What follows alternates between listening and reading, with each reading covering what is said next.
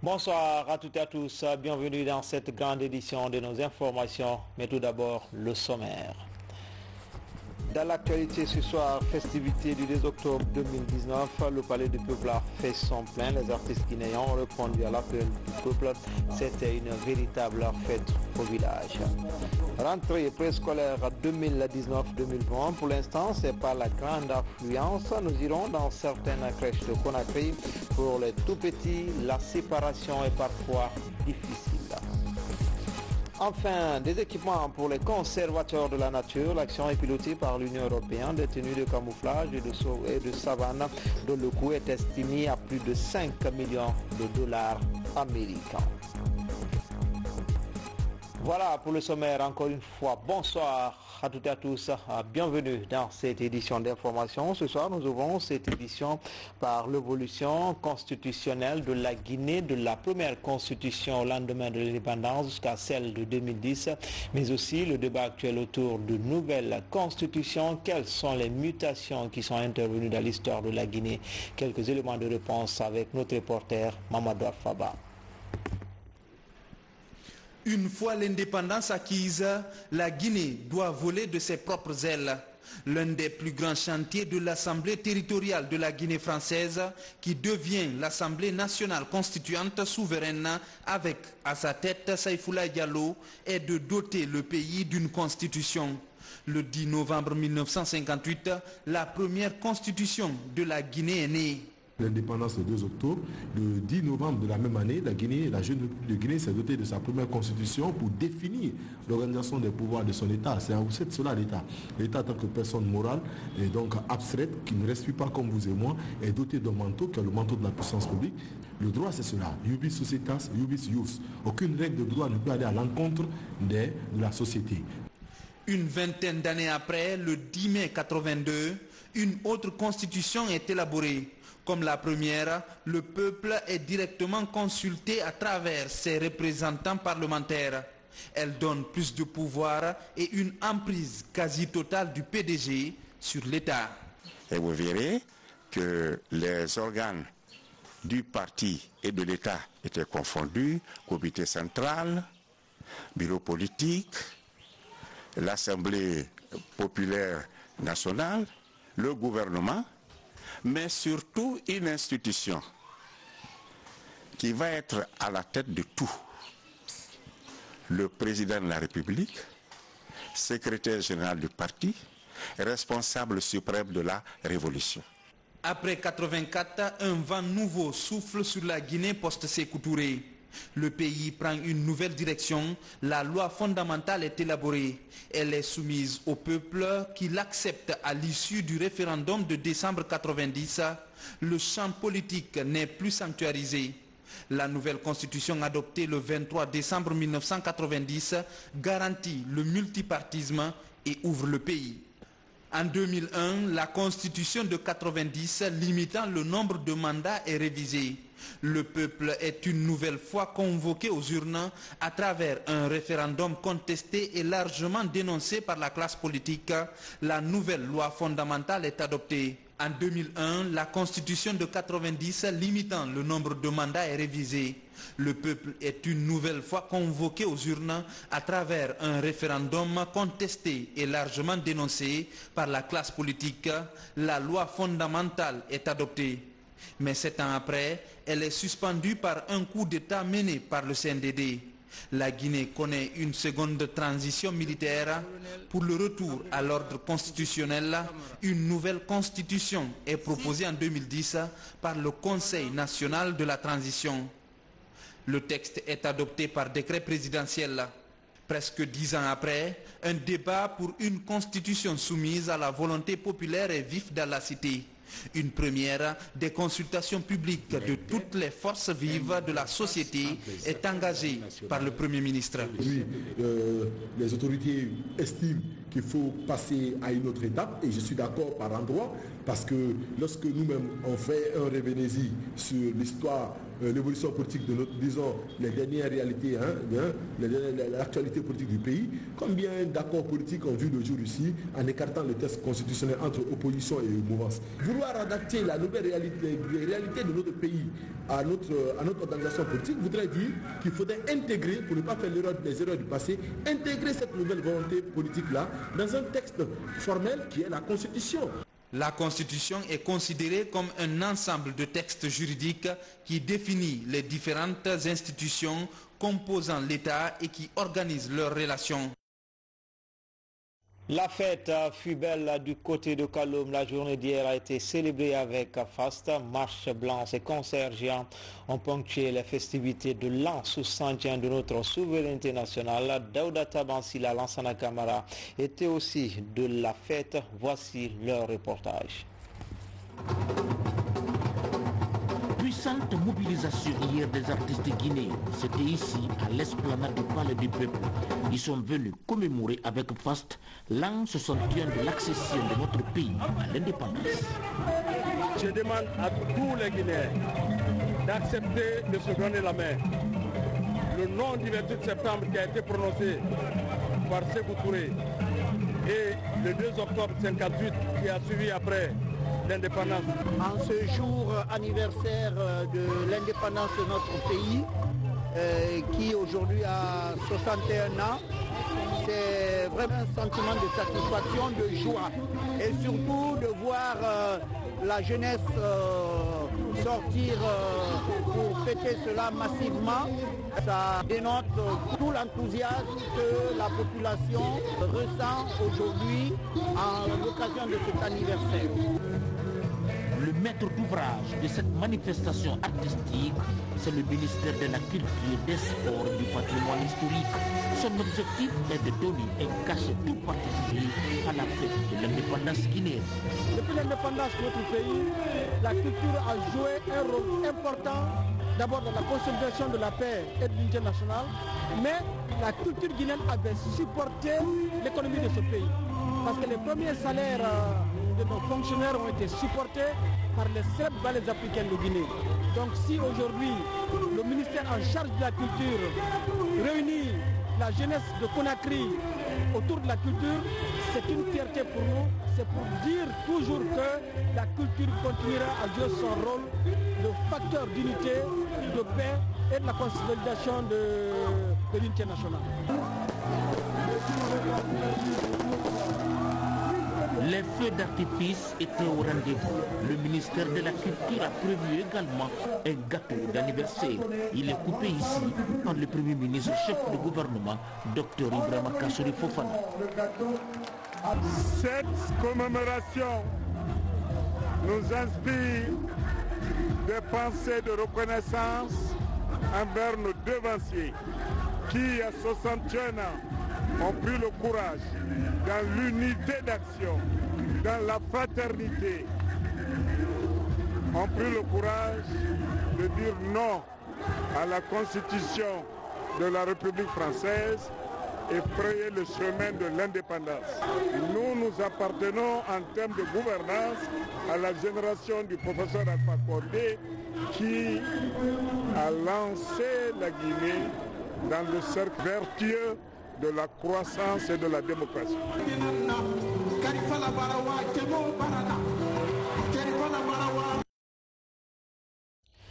Vous l'avez compris, c'était plutôt les festivités du 2 octobre 2019 où l'esplanade du Palais du Peuple a fait son plein. Les artistes ont répondu massivement à l'appel du ministère de la Culture.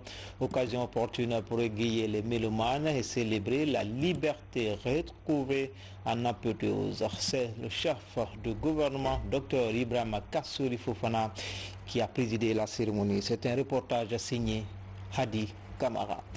Nous revenons sur l'ambiance de la fête à Kaloum. La journée d'hier a été célébrée avec faste, marche blanche et concert géant.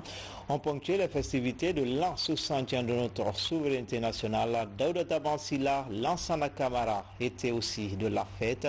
Voici le reportage. La commune de Kaloum célèbre le 2 octobre. Ici, Cette commémoration commence par une marche blanche en la mémoire des illustres dévanciers qui ont permis à la Guinée d'accéder à la souveraineté nationale. Aux côtés de Madame le maire et ses conseillers, le ministre de la Jeunesse et de l'Emploi jeune. Pour l'hôte de la cérémonie, autour d'une fête d'indépendance, toutes les filles et fils du pays doivent s'y retrouver en vue d'une émergence nationale commune. Je suis très heureux de participer à cette marche, marche patriotique, marche civique, marche de souveraineté, pour dire que nous sommes fiers d'être Guinéens, nous sommes fiers de notre souveraineté nationale. Après une heure de marche sur environ 3 km, nous voici au boulevard Téligando à Kaloum. La première autorité de Kaloum et sa suite sont accueillis par ce public, massivement mobilisé pour marquer la rentrée de notre pays sur la scène internationale en 1958. Comme vous pouvez le constater, la jeunesse, les vieillards, les vieilles personnes, tout le monde est sorti pour se mouvoir, pour fêter. La jeunesse de Kaloum a élu Madame le maire. Madame la mairesse nous a montré qu'elle a une idée, qu'elle pense justement au passé. Les Kaloumoukas sortir sur la nuit là, venir faire un engouement autour de leur mairesse, cela prouve déjà à suffisance que Madame Aminata Touré a promis de développer Kaloum et à travers ses activités pareilles là, elle pourra effectivement développer Kaloum. Coup de fanfare, danse folklorique, cet événement a mobilisé toutes les catégories d'âge. De la vieille génération à la nouvelle, le seul idéal reste la célébration des 61 ans de souveraineté assumée. Hadja Aminata Touré s'en réjouit. Aujourd'hui, nous sommes très fiers de rendre un hommage mérité à ces compagnons de l'indépendance. Nous avons le président Ahmed Sékou Touré et ses compagnons de tous les jours. Aujourd'hui, nous leur rendons un hommage mérité et nous leur disons que les enfants et les petits-enfants que nous sommes ne laisseront jamais tomber ce flambeau et nous nous battrons pour que ce pays soit un pays dont ils ont rêvé. Et cela dans la quiétude sociale, dans la cohésion sociale. Car la Guinée est une et indivisible. À la différence des autres localités ayant célébré le 2 octobre 2019, Kaloum a voulu innover. 61 bougies ont été allumées à l'image des 61 ans de notre indépendance. Tard la nuit, Kaloum a poursuivi la célébration par une animation artistique assurée par l'emblématique groupe traditionnel des Étoiles de Boulbiné.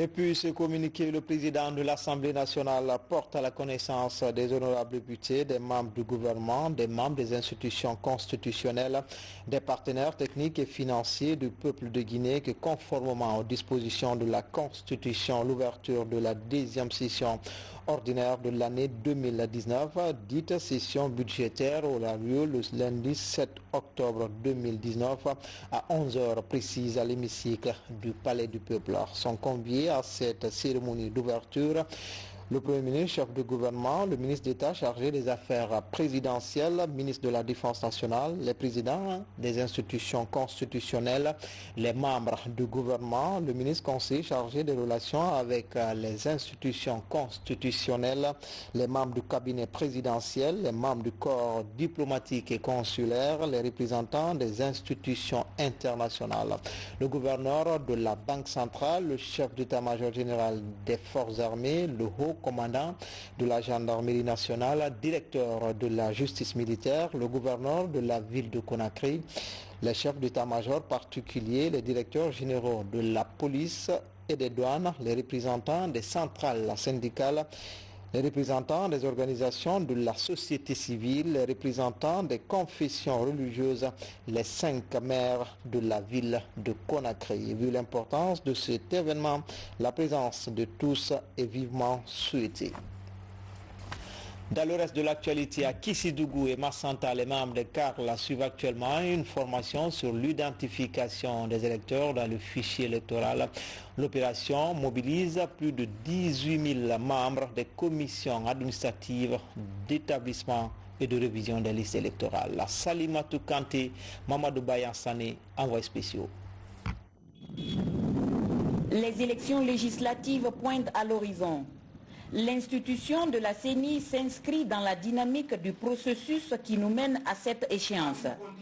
Après la mise en place des membres des démembrements, c'est au tour de la mission de formation des commissions administratives d'établissement et de révision des listes électorales KRL dans les 38 circonscriptions électorales du pays. À Kissidougou, comme dans les autres préfectures de la forêt, les activités commencent par le CIP. Le CIP, c'est le comité interparti qui regroupe tous les acteurs du processus électoral. C'est un cadre de dialogue entre les acteurs du processus.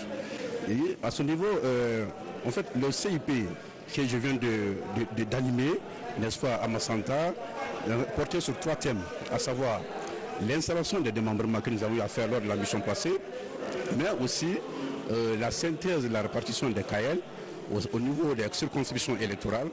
Et le 3e thème, c'est sur le remplissage des formules d'identification des électeurs. On a échangé avec les acteurs du processus au niveau local à Kissidougou. Ils étaient tous présents.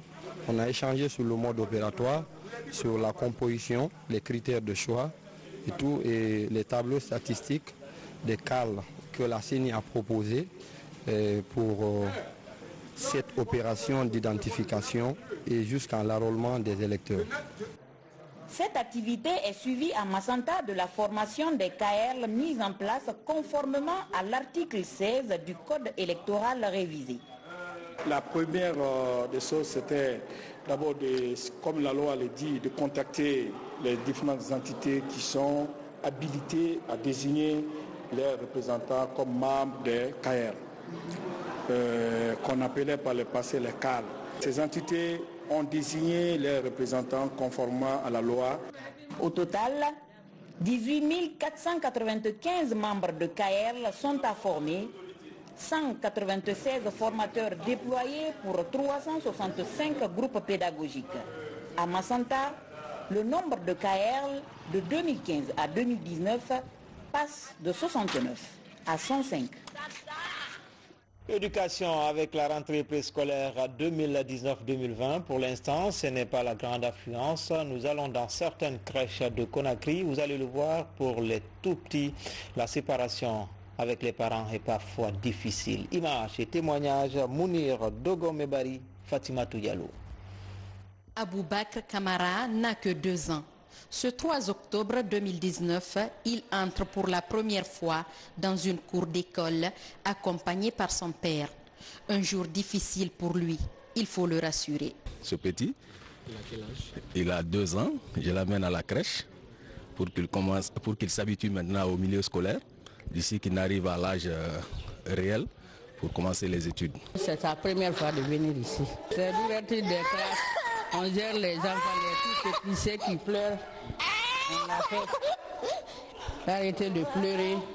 Comme c'est des enfants, on suit les enfants jusqu'à 17h comme ça.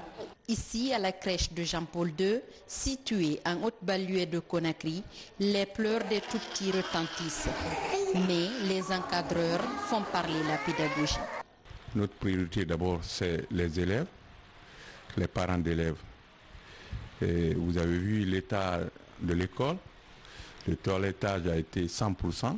Le personnel aussi à 100%. Ils ont répondu. Depuis 6h30, nous sommes là. Nous attendons les parents. Et au fur et à mesure que les parents viennent, on installe les élèves. Pour cette rentrée scolaire du 3 octobre, dans la commune de Ratoma, élèves et maîtres d'école entament l'année avec la plus grande sérénité. Dans l'actualité également, après 7 ans de dur labeur sur le terrain, le projet Filets sociaux productifs met un terme à ses activités en Guinée au cours de la cérémonie de clôture. Les résultats sont présentés. Ce programme de lutte contre la pauvreté a été réalisé dans 331 quartiers et districts du pays. Le point avec Bausman. Dans la redistribution des richesses pour l'amélioration des conditions de vie des couches les plus vulnérables, le projet Filets sociaux a conduit plusieurs programmes. Des activités touchant 93 000 ménages à travers des transferts monétaires, des travaux de haute intensité de main-d'œuvre, des réalisations de 54 cantines scolaires et 400 micro-projets, entre autres. Des actions qui ont pu générer plus de 55 000 emplois temporaires. Les résultats sont présentés ici à l'occasion de cette cérémonie qui marque la fin des 7 ans d'activité du projet. Et disons que nous avons augmenté le revenu des personnes vulnérables en Guinée. Vous avez 93 000 ménages qui ont perçu de la part du projet des ressources financières qui leur ont permis de mener des activités génératrices de revenus. Et ces mêmes ménages ont bénéficié des formations sur les aptitudes à la vie quotidienne, sur des thématiques liées au changement de comportement. Le projet est certes arrivé à terme, mais les activités de redistribution des richesses vont se poursuivre avec le même personnel dans l'Agence nationale d'inclusion économique et sociale, ANIES, une structure étatique qui absorbe les filets sociaux. L'équipe filets sociaux, c'est déjà l'ANIES depuis le 31 janvier 2019. Fin février, nous avons pris un arrêté qui a constitué l'équipe technique de mise en place de l'ANIES. Plus de 80% des postes de l'équipe technique de mise en place de l'ANIES reviennent aux filets sociaux. D'ailleurs, vous verrez, on a repris tout le monde, du coordinateur à la secrétaire. Ils ont tous été absorbés dans l'ANIES, ils sont déjà dans l'ANIES et travaillent pour l'ANIES. Les filets sociaux, c'est le projet qui s'arrête, mais le personnel est déjà versé dans l'ANIES. En plus des activités classiques des filets sociaux avec ces nouvelles recommandations, l'agence compte faire des innovations. Elles concernent ce que ces techniciens appellent de l'inclusion productive. C'est par exemple investir dans l'entrepreneuriat, l'énergie et l'agriculture en faveur des couches les plus vulnérables. Les actions de l'Agence nationale de financement des collectivités donnent une nouvelle image à la préfecture de Forêt-Caria. Plusieurs chantiers sont ouverts dans les 9 sous-préfectures que compte la localité. Ces infrastructures sociales de base sont exécutées aujourd'hui à 60%. Tcherno Maroufba, Ansoumane Toumani Kamara. Dans le Mouria, les redevances minières font du chemin dans la construction des infrastructures de base. Avec l'Agence nationale de financement des collectivités, ANAFIC, toutes les collectivités amorcent une nouvelle dynamique qui doit améliorer le quotidien des populations. Des infrastructures comme des écoles, des postes de santé, des blocs administratifs, des foyers de jeunes et des forages sont en chantier dans les 9 sous-préfectures et la commune urbaine de Forêt-Caria. Depuis 1943, le marché là est construit par les Blancs, par la colonisation, mais aujourd'hui, on veut faire un marché moderne à Forêt-Caria. Donc je suis très content et identique. L'indépendance à nos jours, il était inacceptable, voire même impensable, que certaines sous-préfectures, voire des préfectures, n'auraient pas eu de foyer des jeunes pour leur distraction. Il a fallu cette impressionnante décision du gouvernement en sa tête, le chef de l'État, le professeur Alpha Condé, et en son temps de voir les projets de construction des maisons des jeunes sur toute l'étendue du territoire et dans toutes les collectivités. 3 mois après le lancement des travaux, les entreprises sont à pied d'œuvre pour le respect du délai contractuel. Déjà, le niveau d'exécution des travaux est évalué à 60%. La fin des travaux est prévue en novembre prochain. Environnement, l'Union européenne à travers l'UNOPS vient d'offrir un important lot d'équipements de travail et de tenues de camouflage et de savane aux conservateurs de la nature. Le coût du don est évalué à plus de 5 millions de dollars américains. Explication, Aboubakar Junior Kamara. Avec plus de 2000 soldats de la nature déployés dans les différentes préfectures du pays, le corps des conservateurs est en besoin constant d'équipement pour améliorer ses prestations, jusque-là assez mitigées. Après un don d'équipement roulant il y a quelques mois, l'Union européenne apporte aux écogardes un nouveau don estimé à près de 6 millions d'euros d'articles divers composés de tenues complètes, tant collectives et individuelles. Je sais qu'il y a des grands défis ici en Guinée. Il y a des différents aires protégées. Il y a aussi les mangroves. Tout ça, c'est très important, surtout aussi pour le futur de la population. On peut aussi donner une petite partie, une petite contribution pour que ce travail qui est très important pour le futur et la future génération aussi de la Guinée puisse continuer. Au total, plus de 10 000 articles sont remis au dernier né des corps paramilitaires. Ces équipements permettront aux unités de patrouiller avec plus de professionnalisme dans les forêts et autres espaces humides du pays. Faire un grand pas dans la mise en œuvre de nos activités sur le terrain. C'est très réconfortant. Je crois que quand ils vont recevoir ça, ils seront 10 fois plus motivés. L'Union européenne avait fait un constat de terrain et ils ont trouvé des conservateurs motivés mais qui n'avaient aucun moyen. Mais je crois qu'avec ce dont qu'on vient de nous lever comme appui, ça va beaucoup aider le corps. On a besoin de leur service, ces soldats de la nature. C'est vrai. Jusque maintenant, on n'arrive pas à évaluer réellement le risque que nous courons en Guinée. Et ils le savent. Ils le savent. Ce n'est pas pour rien qu'ils ne badinent pas dans l'accompagnement dans le secteur. Encore une fois, je les remercie. Le chef de l'État et tout le gouvernement me charge donc de les remercier et de les exprimer donc notre toute satisfaction. Dans les prochains jours, l'ensemble des équipements seront distribués aux différentes unités selon les besoins exprimés sur le terrain. Avec des conditions de travail plus confortables, beaucoup espèrent une nette amélioration dans la lutte contre la destruction de l'environnement. Dans le cadre de la mise en œuvre de la Convention internationale sur le commerce des espèces de faune et flore sauvages menacées d'extinction, le ministère de l'Environnement, des Eaux et Forêts, à travers son organe de gestion, invite toute personne qui dispose d'une espèce sauvage dans son domicile de se faire recenser à la Direction nationale des Eaux et Forêts, division faune et protection de la nature. Un délai de 3 mois est accordé aux détenteurs avant le déclenchement d'une mission d'intervention sur le terrain. Tout contrevenant sera sanctionné par la loi en vigueur. Signé Oyegila Dougui. Les services de sécurité en patrouille dans certains quartiers de la haute banlieue de Conakry, policiers et gendarmes étaient sur les sites de Kakimbo, Kaporo et Kipé 2. L'opération a duré 2 heures et consiste à démanteler les nids de bandits et autres criminels dans les zones inhabitées. C'est dans le cadre de la lutte contre la grande criminalité. Alpha Isiagaba. Il est 8 heures du matin à l'escadron numéro 2 de Amdalaï. Ce mardi est un jour de patrouille. L'opération est mixte. Elle est menée par la gendarmerie nationale, la BAC, les CMS et la BRB de la police nationale. 3 sites seront patrouillés. Il s'agit de Kakimbo, Kaporo et Kipé 2. L'intervention se fera de façon simultanée sur les zones déjà ciblées. 8h50, les agents s'apprêtent à bouger. Ici, devant la troupe, colonel Balaï Sissé donne les dernières instructions. C'est reparti. Chaque rentrée, il y a une équipe de la police, de la gendarmerie, de BRB, des BAC, des EGMI.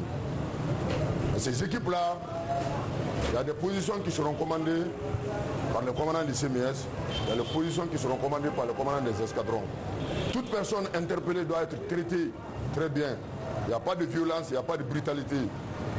Nous les mettons à la disposition de la justice. Nous n'avons rien à les infliger. C'est la loi qui va tomber sur eux. Les unités de police et de gendarmerie bougent. Leur mission, dénicher les malfrats qui occupent les zones inhabitées. L'opération consiste à procéder à un ratissage. Quelques minutes après, nous arrivons à Kaboraï, un des sites à patrouiller. Ici, la consommation et la vente du cannabis se faisaient à ciel ouvert. Pire, nous découvrons un champ de chanvre indien et des nids de bandits. Avec cette opération coup de poing, pas de possibilité de faire une interview.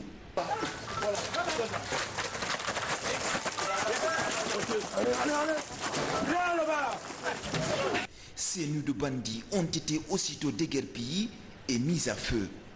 11 heures, la patrouille est terminée.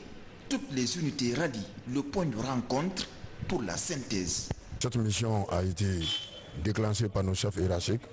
À partir de là, nous avons organisé un plan d'action qui nous amène aujourd'hui à se déployer sur ces 3 sites. Le site de Kaporouraï, le site de Kipedi qui prend en compte Kakimbo et le site de Baouraï. Au jour d'aujourd'hui, vous-même, vous voyez les preuves qu'on a prises. Nous avons même découvert des champs de chambres indiens. Nous avons interpellé toutes les personnes, que ce soit des personnes un peu âgées, des vieilles, des femmes qui détiennent des chambres indiennes. On a même trouvé des gens qui étaient en train de fumer. Les preuves sont là. L'opération de ratissage n'a duré que 2 heures. Au total, plus de 50 présumés malfrats sont mis aux arrêts au cours de l'opération. Un pool d'enquêteurs sera mis en place pour identifier les individus supposés être fauteurs de troubles. Cette action s'inscrit dans le cadre de la lutte contre la criminalité dans la capitale. Les prochains jours, d'autres sites criminogènes seront patrouillés. Page noire, la Guinée vient de rendre un vibrant hommage au professeur Nabi Daouda Kamara, diplômé des facultés de médecine d'Oran d'Algérie et de Rabat au Maroc.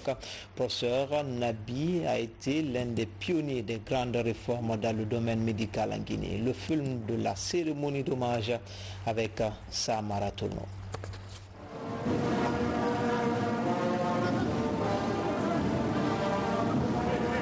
De par ses qualités professionnelles et sociales, professeur Nabi Daouda Kamara, grand chirurgien, décédé le mardi dernier à Conakry des suites des maladies, draine du monde ce matin dans la salle des congrès du Palais du Peuple. Il a aujourd'hui dans sa gibecière 146 publications scientifiques en chirurgie dans les revues régionales, nationales et internationales. Il a enseigné durant 40 ans à la faculté de médecine de Conakry et ailleurs dans la sous-région. Il a dirigé environ 137 thèses de mémoire pour les étudiants. C'est lui qui a rédigé tous les textes relatifs à l'autonomie des universités. Il a démontré que l'universitaire en médecine a une bi-appartenance. Il enseigne et il donne des soins. Si professeur Nabi Daouda Kamara a su respecter son serment d'Hippocrate durant toute sa carrière de médecin chirurgien, sur le plan social, l'homme fut aussi un grand acteur de la consolidation de la paix en Guinée.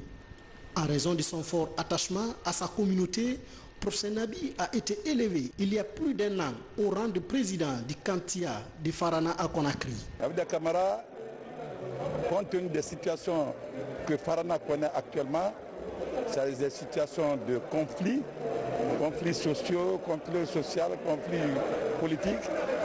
Nabi Daouda Kamara a pris sur lui l'engagement de mettre fin à cette situation.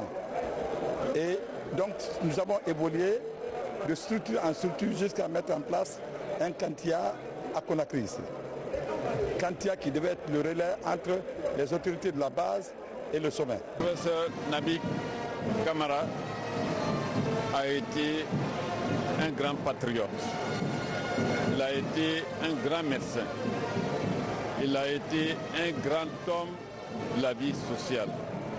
Il a été un grand réconciliateur des citoyens. Pour la preuve, en 2013, il y a eu des problèmes sociaux, affrontements interethniques à Zérékoré. C'est son oncle qui a permis d'aboutir à des solutions pacifiques. Fauché par la mort à l'âge de 75 ans, professeur Nabi Daouda Kamara laisse derrière lui 3 femmes, 8 enfants et un riche héritage de personnel médical qu'il a formé. Il regagnera la terre de son Farana natal ce vendredi 4 octobre 2019 après la prière de 14 heures. Enfin, en plus bref, le Conseil des ministres a tenu sa session ordinaire ce jeudi à Conakry. La rencontre a été présidée par le chef de l'État, professeur Alpha Condé. Vous aurez le compte rendu intégral juste après cette édition d'information. C'était tout pour ce soir. Grand a été le plaisir pour moi de vous servir. À demain, Inch'Allah.